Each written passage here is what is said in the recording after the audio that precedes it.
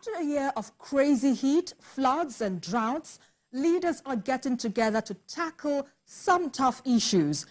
The United Nations says we need to cut down on greenhouse gas emissions by 43% by 2030 to avoid the worst of climate change. Thank you, Mr. COP28 is a chance for countries to find global solutions, make plans for the future and speed up the green revolution that's already happening.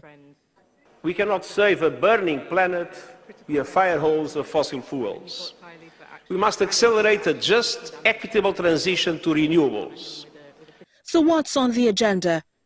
They're talking about the global stocktake, making the Loss and Damage Fund operational, a fair energy transition and climate finance. This year's summit will wrap up the first ever global stocktake. It's a way for countries to see how well they're doing with their climate goals and where they need to step up. The Loss and Damage Fund is about dealing with the aftermath of the climate impacts that can't be fixed, like lives lost or biodiversity damage. Money matters and climate finance is in the spotlight. Countries want to make sure the promises made last year are put into action, especially for vulnerable nations. I have seen across the Commonwealth and beyond countless communities which are unable to withstand repeated shocks, whose lives and livelihoods are laid waste by climate change.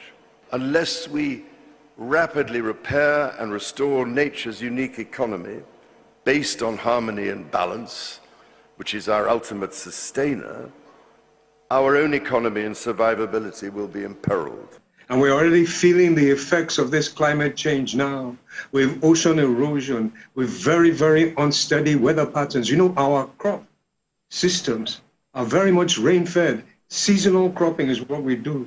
Not to mention the massive desertification that we're having to fight.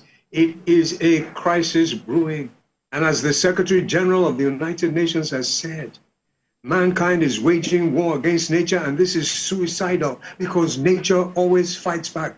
With more than 70,000 delegates converging to address the present issues of global warming, loss and damage, and the transition to sustainable energy, the next 2 weeks promise to be a turning point. The urgency is clear.